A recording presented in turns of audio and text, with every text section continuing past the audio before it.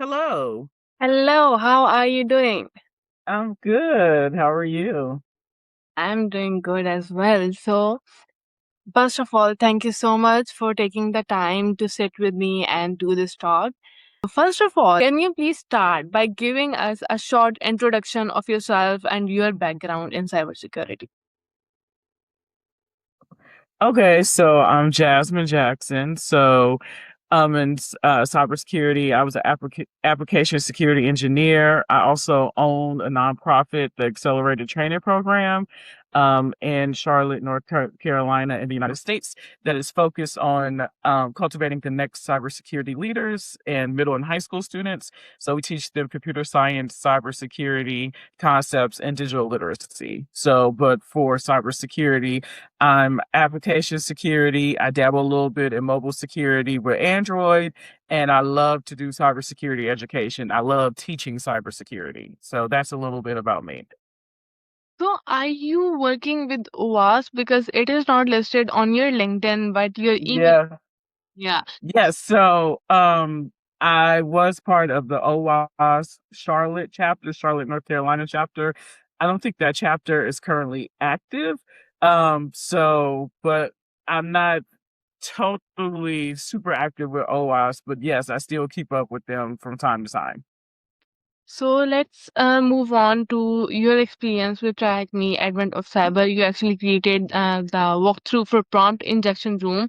So how Yep. was the total experience creating the room and then coordinating with the team to make it live on the website?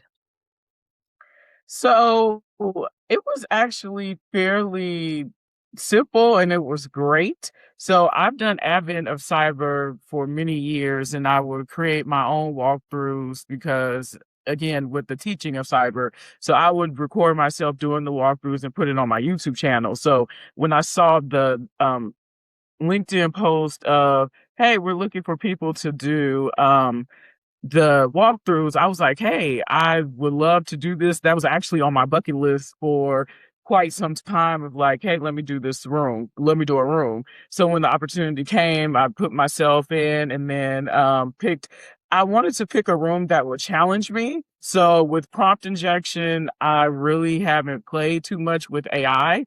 So I was like, let me pick a room that I'm really not familiar with because then I'm learning as I'm teaching. So that's how I picked the prompt injection room. But the Try Hack Me staff was super friendly, super helpful. Like I'm a perfectionist, so there were times I reached out and asked them, "Hey, is this okay? Does this work for you?"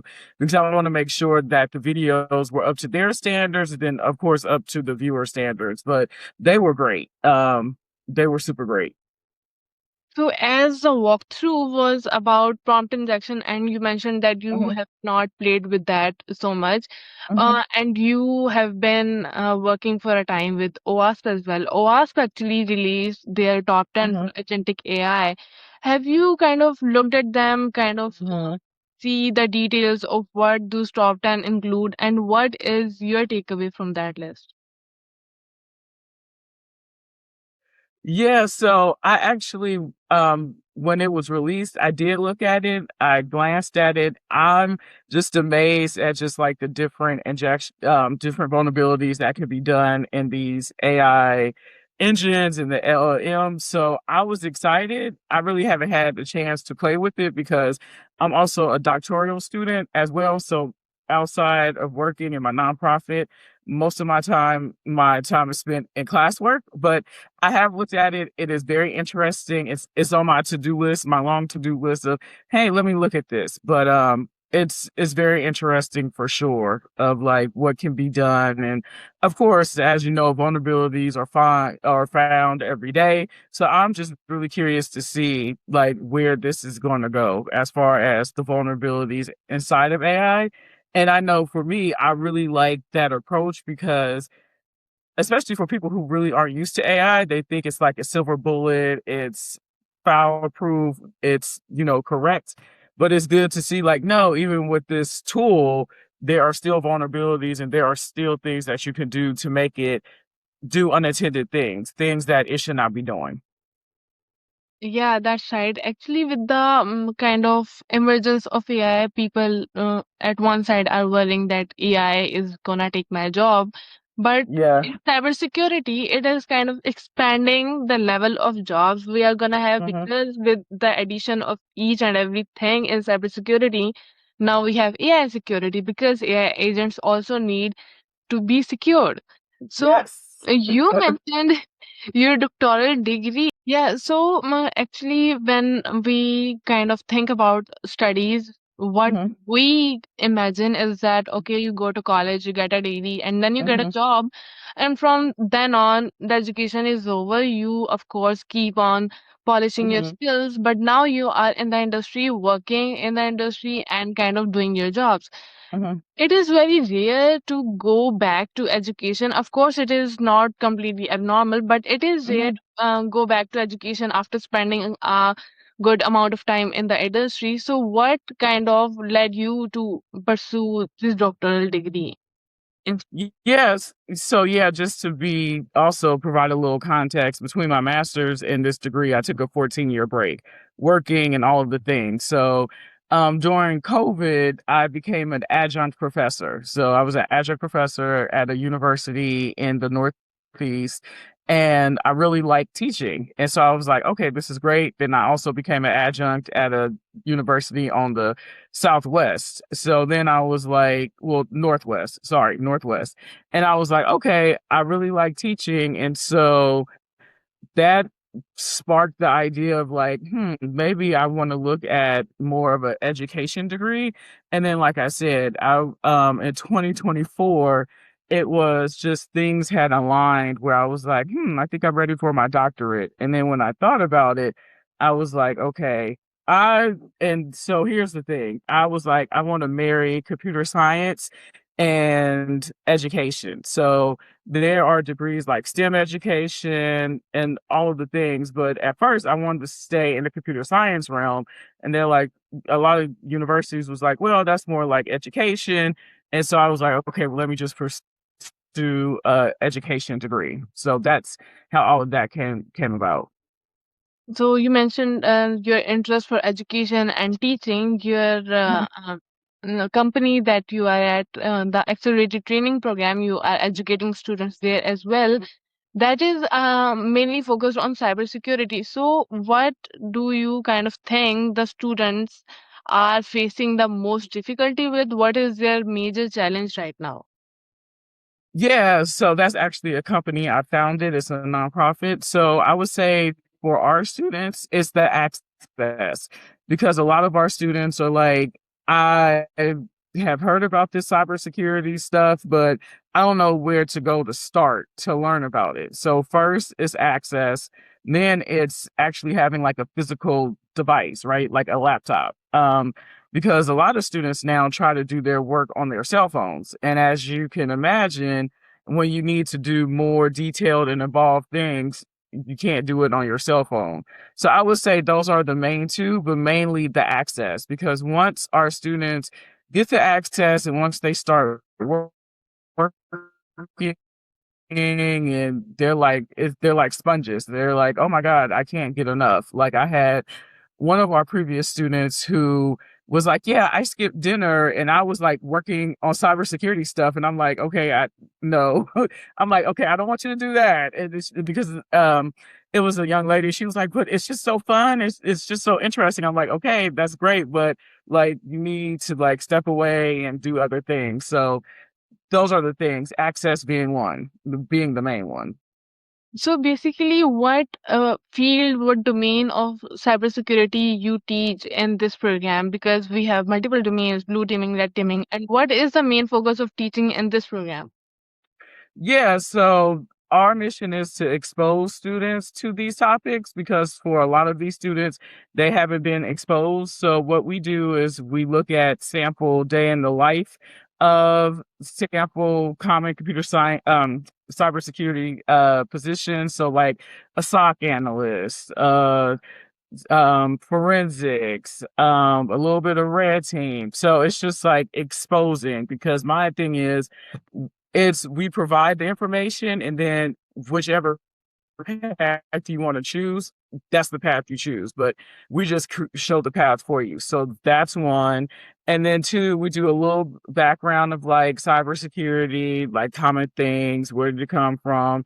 Talk about vulnerabilities. We talk about cyber hygiene, like how to stay safe online, how to protect your digital assets, things of that nature. So it's a very introductory course to expose our students to the field of cybersecurity. And if they want to stay, then it's like, okay, here are different paths that you can choose. So, how long the program is, and what is the domain the students are most attracted to after taking this program? Yes, so our workshops are 2 months, so and we do them quarterly, so, quarterly throughout the year, and so, honestly, most students, the ethical hacking, hands down, because they've heard of ethical hacking, they're like, "Okay, I've heard of that," they look at hacking as sexy and all of the things, so the domain that they're really interested in the beginning is ethical hacking, but then once we do the blue team, then some students will convert and be like, hey, while I do like the offensive side of things, I like more of protection. We're like protecting. So usually you have students who start out with ethical hacking and then do the switch. And then you have some who are just like, yeah, I love this ethical hacking. So it really depends on the student. So, as you mentioned, that students are mostly kind of interested in penetration testing because Mhm. they that fantasy of being a hacker. Yep. You actually have a publication on this as well, named as penetration testing. Why isn't it like movies? So, can you please Yeah. brief a little about why isn't it like movies? So my first experience with hacking, or my first exposure, was the movie Swordfish. So that was with Holly Berry, Don Cheadle, Hugh Jackman. This was a movie that came out in the early 2000s that everyone hated, and it was like, this movie is trash and all the things. But in the movie, spoiler, Hugh Jackman was a hacker. And so it was like someone had brought him in and they're like, we want you to hack this bank. So I'm looking and I'm like, oh wow, he's feverishly typing on the keyboard and seeing all the things. And I was like, that looks very interesting. So, and I was like, I might want to do that one day. And so when I was going through my computer science journey when I was in undergrad, I was like, okay, I'll put it on the back burner. But then when I got in grad school, and when I noticed that there was a graduate certificate in information security and privacy, I was like, oh, I want to do this pen testing thing that I heard about close to 10 years ago. Let me pick that up. So repeat your question again, because I want to make sure I'm answering it correctly. So, I was asking that can you please brief a little about why isn't the ethical hacking is actually like movies? Yeah, so in the movies, it's very, I want to say watered down, but it's like, um, it's very watered down, and it doesn't account for all scenarios, right? It's the easiest path, right? The least resistance, right? So you have someone that's hacking, but it's not showing a person who's trying to hack and they can't get into the system, right? It's not showing the actual reconnaissance that someone has to do beforehand. A lot of people just think you just you get to a computer, you start typing and you're in, right? There's levels and steps before you even get to the exploitation, right? You got to get permission. You got to actually do reconnaissance on or research on your background, all of these things before you get to exploitation. And that's what they don't show in movies. It's like someone goes there, they start typing, and then boom, they're in. And people who are are new to the field, they're like, well, I saw this movie, and then it was like 2 minutes later, this person was in. What do you mean I need to get permission? What do you mean I need to do research? Like, why would I need to do that? So it's more so the perception, but you have to do a few things first before you get there. So, because the most students come from the movies and the fantasy they get from there, like the green terminal and Mhm, you type just a few words and boom, you're mhm. in. And when they actually get to know about the whole process, the kind of effort that goes behind all of it, Some of them convert, as you mentioned, to blue teaming, and but some of them do pursue red teaming. Mhm. But because their initial motivation was that movie, that kind of fantasy, that okay, this is kind of cool, the reality hits them that it is not actually like movies. And when Mhm. they kind of go through all the learning process and kind of settle with all of the things, that it is not like movies, and then they go to the job market, and when we analyze it, there are more jobs for the SOC analyst or blue teamers Mhm. than there are for red teamers. So there is kind of decline in hope there as well, because first of all they get to know that it is not like movies, and then they get Mhm. to know that there are less jobs. So how do they encounter this problem afterwards? What do you see them in them, and how do they tackle with it? Yeah, so during the exposure, that's actually one thing that I mentioned is, while penetration testing, red teaming, ethical hacking, while that's sexy and I get it, it's like, there's other jobs, SOC analyst, there's GRC, risk and governance. It's like there's cybersecurity is a vast field. So that's something that I tell my students for sure. And it's like, don't put your eggs all in one basket. And I give them my scenario where before I moved into the cyber field, I worked as an application developer. I worked as a developer coding. And then I was interested in cyber. So at the company I was with at the time would give me like extra assignments of like, hey, I want you to work with this group and help them repair vulnerabilities and like this legacy application. And from there, I moved on to the cybersecurity field. So I tell my students that as, hey, like use the skills that you have, use the skills that you're building, and you can move to the red teaming if that's what you want to do, but don't just close yourself off to other cybersecurity fields to get you into the door for. So I find that for most of them, they take that advice and they're like, okay, I'm going to keep my mind open that if I can get into the door of a cybersecurity role, I will do that and then pivot. And then you have some who are just like very dead set of like, I want my first role to be in red teaming or ethical hacking. And I always tell them it's like, hey, these jobs are, there are fewer of them, and it's like you just need to be mindful. It might take you, it probably will take you longer to get into that field. So it's more so trying to have the students have an open mind, and then from there, having them decide which path they want to take. And like I said, most of them are like, okay, I just want to get my foot in the door. And then from there, and like I tell them, once you get in your foot in the door, it's not like you have to stay in that position forever. It's like you might don't come in, you might work in help desk, you might be a SOC analyst, and you might do that for like a year or two. And then it's like, and then you can pivot to where you want to go. It's not like you pick this position, you have to be there forever. So that's also something that I have to tell them. It's like, again, just be mindful and then learning the power of pivoting, like acquiring skills, networking, pivoting. That's going to be very helpful for you. And having an open mind of like, okay, I'm just going to decide what I want to do for now. And if that changes, that's okay. But for right now, I want to do this. Okay, so as you mentioned, the pivoting, it is kind of Mhm, helpful in the term of you can take the skills from your previous mhm, role and demonstrate them in your next cybersecurity role.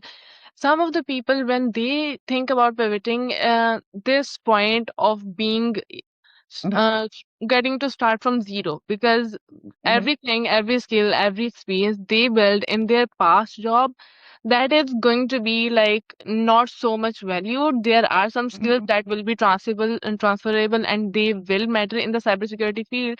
But there is a fear of starting from zero, getting to start from the ground up. And as you mentioned that you pivoted from mhm, being a developer to application security engineer, so there was a very close kind of relevance in these two skills. mhm, And how do you explain your skills transferring from web developing to the application mhm. security engineering role? And did you feel like you have to build from the ground up? So I did have skills, and then I've been in the IT field since I was 14. So by the time I came once I started working outside of once I graduated with my master's, I had about 15 years, give or take, experience already in the IT field. So I already had experience coming in. But yes, even with my application developer skills, I still had to learn about the cybersecurity concepts and then apply it with the coding and things of that nature of defensive coding and secure coding and all of those things. So even though I had some skills, I still was starting at ground zero in the cybersecurity of making sure of adding those skills on top of my application and coding skills. And I feel like this was a two-part question. So what was the other part? No, it was actually a one part Okay, that okay, touched on okay, the explanation kind of thing. okay. So, because you kind of pivoted from the application Mhm, development to application security, and I was watching one of your interviews in which you mentioned that you kind of build your experience in cybersecurity by starting a blog, by starting a website, mhm. and posting Yep. the write-ups on your website. So, Mhm. how did that help into getting your first cybersecurity? Yes, so that's also something that I tell my students and just tell people that I mentor who reach out to me. I use my blog as a portfolio, right? So I was coming in as an application developer. Actually, I have a story for when I first graduated with my master's in computer science and I reached out to recruiter. It was like for like the information security analyst position at a bank. And I was like, yeah, I want to apply to this position. And so they're like, hey, do you have these certs? And I'm like, no. And they're like, oh, okay, well then we won't consider you. And I'm like, but I have a degree and I'm willing and eager to learn. And they're like, yeah, that doesn't matter. Like you don't have the certs. So that fueled me to start my blog because I was angry. And so I was like, okay, I want to use this blog to show my experience. So, yes, I don't have these certifications now, but I'm going to show my experience. So, what I will do, capture the flags. So, CTFs is something that is very beneficial, especially when wanting to learn about cybersecurity. So I would do Pico CTF, even though that is for high school students. Anyone can do it, but if you're not a high school student, you won't be on the scoreboard. But it's open to everyone if you're not in high school. But high school students are ranked, right? So I will do like Pico CTF. Every CTF that I could find, I would do, and then I would create write ups of here's how I solved the challenges. And so another thing was like when I was reading other write ups, it was like huge gaps. It was like it would go from like A to M. And I'm like, okay, so where's B through K?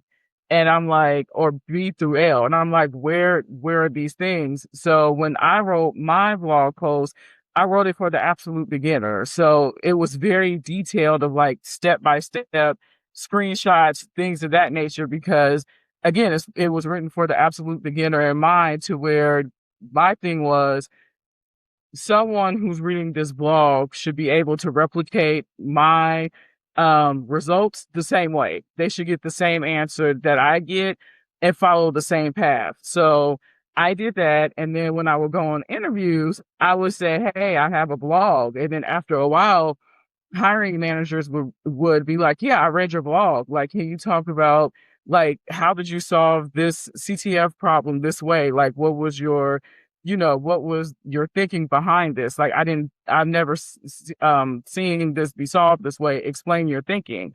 And so that actually helped as well. And so that's also something that I tell beginners is like, "Hey, do CTFs if you have the time, do write ups again." And this was in the 2010s where I created blog posts because that's what it was at the time. Now, a TikTok, a YouTube. I don't know what other social media is popular, but Instagram, whatever.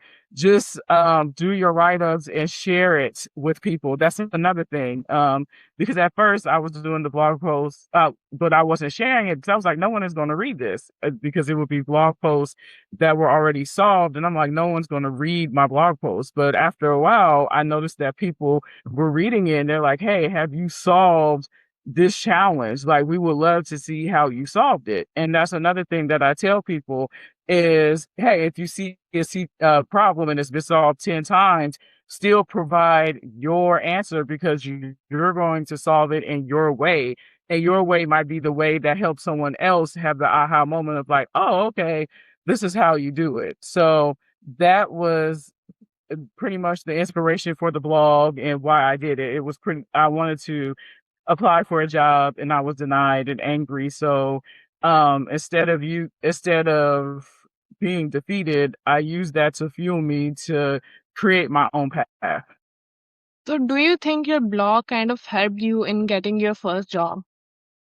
For sure. Definitely for sure. Because um managers was looking at it. I remember with my first um cybersecurity job, my manager at the time was like, wow, you're dedicated, because he like went through my blog posts and he was like, you have a lot of posts. He was like, when you said blog posts, he was like, I'm going to be honest with you, I thought you were going to have like three. And he was like, but you have pages. He was like, I can see like you put in the work to really learn and to really get into this field. So that is also something to think about. And my advice is, don't let anyone deter you. If you're serious about getting into the cybersecurity field, you might have to think outside the box to get there, but don't let anyone tell you you can't do it. So, and I didn't allow that recruiter or anyone tell me I couldn't do this. I found a way to get in. And that's what I tell people all the time is find your way. Whatever that way is, find it. So, as you mentioned that you started that blog post out of anger because you did Mhm, not have certifications and mhm, the jobs required certifications. mhm. Actually, I also have a blog post on Medium. I write articles about different topics, mainly on web Okay. security. But you mentioned like writing in the terms of explaining your approach. What my focus of writing is that I break down the concepts into Yep. as simple as possible so that anyone, even if they don't have a technical background, they can read it and they can Right. understand it. Mhm, So what I did do is like if I'm learning a concept, I will kind of try to break it down as simple as possible and then put mhm. it into words that are understandable and then Yep. publish. There was a topic I was learning CSRF and it was Mhm, kind of hard for me to grip on it. And what I did was create a story out of it and then I wrote that story and put up on Medium. So for me, what that does is it kind of strengthens my concept as well. mhm, But because I am writing in beginner friendly language, I feel like I also get used to that beginner friendly language. And when I go to read other people's article to understand a new mhm, topic, I find that they have technical terms that kind of creates a little bit of difficulty for me because I am writing beginner friendly and I mhm. am kind of getting used to it. And then I am going to learn a new topic. I find technical terms. So, did you also face this challenge? If so, then how did you overcome it? Yeah, so I faced that as well because while you're writing for the absolute beginner, I am the type of person that I love to be challenged. Like that's my thing. So what I do is I will read other people's blog posts and terms I don't understand, things I don't understand. Like I will go to Google, I will research, and I will learn it through my like read it, learn it, understand it from my lens. And then it's like, okay, great. But yes, I definitely had that problem of doing things beginner, writing posts for beginner friendly, and then reading other people's posts, and it's like, okay, I never heard of that, or okay, I see steps missing. Right, it's going from 1 to 5, and 2, 3, and 4 are missing, and so then I will be like, okay, let me figure out what 2, 3, and 4 are. Right, and so that challenged me to think more critically, and then also to learn new things. So I that's also something that I advise people is to look at other people's writing and see how they do it because you can also learn that way. I always tell people we're teachers, but we're also students. I tell people yes, I teach, but I'm also a student. I'm always learning. That's something. I'm a lifelong learner. I love it. I love a challenge. So it's like I'm still learning and looking at other people's look at other people's thought process helps me of like, oh, okay, I didn't think of it this way, or I never heard of this thing. And then it's just a rabbit hole I go down to learn those things. But yeah, and I always tell people to find your center. So it's like because after a while, when you're doing beginner friendly content, you don't want to do it to where it's too beginner or it's like you're giving the answer, right? So it's like doing it in a way that you're guiding the person, but then they're actually doing the work, right? Almost like you're holding their hand, but they're actually doing the work. So by reading other people's writing, that also helps me of like, okay, hey, maybe I'm um, giving too much of the answer and then finding a way to make it beginner friendly, but then also allowing the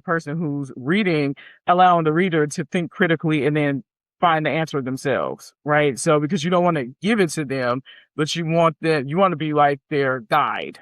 That's how look at my blog post. I'm like, I'm your guide, but you're still going to have to walk this path and complete this room. So, just now we were talking about the certifications, and Hmm. you usually talk about if you have certification, you should be able to demonstrate that as well. Hmm. So, how do you actually see it practically? For example, if someone has Security Plus, they just passed Hmm. the exam. How can they actually demonstrate the skills and knowledge they gained in the process of preparing for that certification? So I know Security Plus is like it's usually like the first certification that people get because it talks about like the CIA triad, confidentiality, integrity, availability. So it's like the fundamentals of cybersecurity concepts. So a good way to demonstrate that is make sure when you're speaking about the concepts you're speaking about them correctly. So that's one. And then number two is what I tell people if you have like a home lab or if you can have a way to demonstrate that you're solving problems that relate to the things that are in that certification is also a plus, right? Because now what I'm seeing with cybersecurity jobs is like, okay, the cert, but you need to demonstrate the knowledge, right? Because more people are getting the certs, but I need the differentiator of you have the cert, but then you actually understand how to apply this in like a business context, right? So I always tell people, A, make sure you're speaking to things correctly, and then B, if you can show through a lab or through exercises that you have done, that will be your differentiator of like, yes, I understand the terms and the terminology, but I'm also doing exercises and like confidentiality or protecting of this thing of like role-based access control. And as long as you can show that, it's like, okay. And then something that beginner cybersecurity professionals don't realize, and I'm guilty of this too, is applying these things in a business context, right? Because again, you're working for an organization, which is a business, and you need to be able to relate the cybersecurity concepts, your solutions to actual business and actual money, right? Because when you give a solution, depending on if you want a tool or if you want this thing, it's going to cost money. And you can't be like, yeah, I want this tool that's going to cost $2 million. That's going to be over budget. So you have to think of ways of like, okay, what is the budget? What is it that we need to do? And then make sure that we're understanding that from a business perspective. And that was something that I had to learn once I got into my first cybersecurity role because I'm like, oh yeah, the money's unlimited. And it's like, no, it's not. It's a limited amount of money. And, we need to make sure we stay within those parameters. So actually pointed out a lot of beneficial steps that will benefit a lot of beginners. Hmm. So let's wrap up with the last Hmm. question that you have almost 15 or 15 years of experience in the Hmm. industry.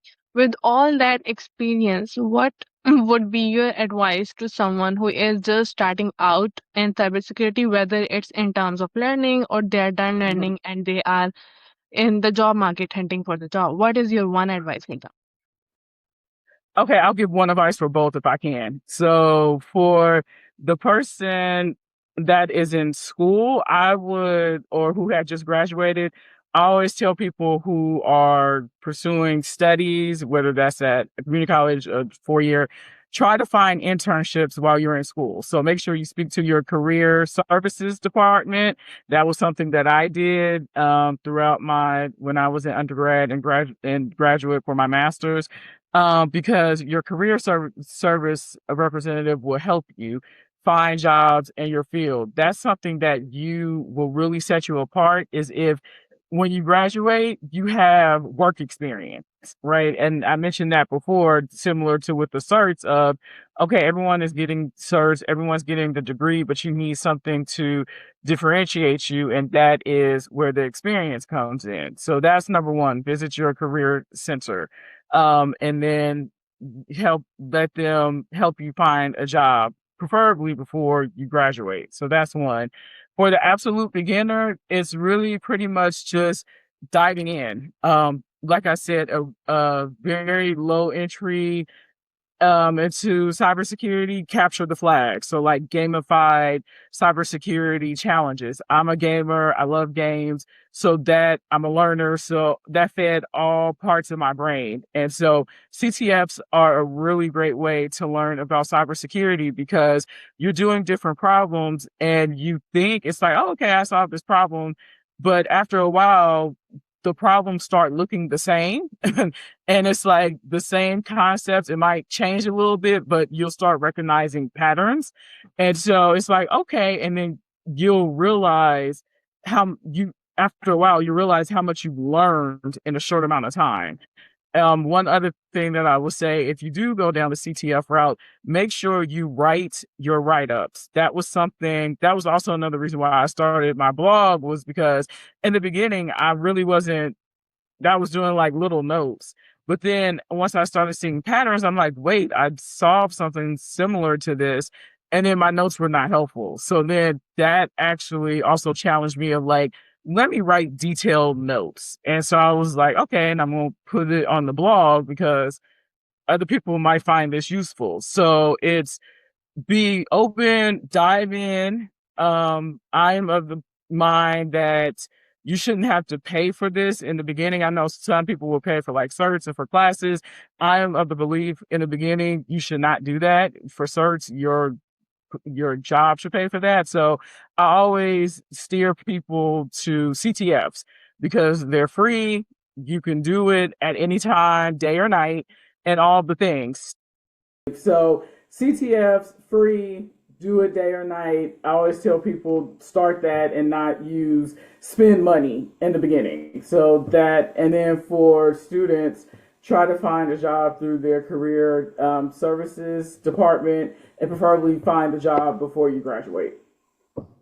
So thank you so much for your time and thank you so much for joining the call and doing the talk. The things you mentioned, the tips you mentioned will be very beneficial for anyone Mhm. who is starting out. It will be beneficial for me as well because I am still learning. I haven't gotten my first cybersecurity job yet, so it will be so It's beneficial. coming. Yeah, It's coming. It's hopefully it's coming. coming very soon. I am actually aiming to get my first cybersecurity job within the 6 months from now on. Yes. So I am actively working towards that. Yeah, so I would say for you, if you haven't started, start networking with like recruiters, hiring managers on like LinkedIn, social media. Use social media to your advantage. Reach out to hiring managers, reach out to recruiters, explain yourself, your skills, and things of that nature because it really is who you know, unfortunately, and attend OWASP or meetups and things of that nature. That's something else that I did to actually get my first job was I had to make my presence known. So do that as well if you can. and that will help you. But your job is coming. It is coming actually. I am actually very active on LinkedIn. Actually, advent of cyber event helped me connect with a lot of people in cybersecurity. I Yes. didn't even know that these people exist. All of the Yep. people, Eva and all the contributors in the Mhm. event, all of them were new to me, and I made Mhm. a lot of new connections. And they are actually doing pretty good, pretty amazing work in the industry. So that was another advantage of this event for me. Yes. I expanded my network. So it was Mhm. a great event in terms of women representation and Yep. in terms of connecting all of us together. So Yep. again, thank you so much for your time, for your tips, and for everything you talked about from your experience, from teaching students. Again, thank you so much for joining this. Yep. Let's conclude this. Thank you so much for giving your time and have a good day. Have a good night, Yeah. actually. It is my Thank day. you. Okay, so yes, you have a good day. Thank you so much for even considering me, and I can't wait to see the episode. So have a good one. Have a good one. Thank you so much. Bye. Bye.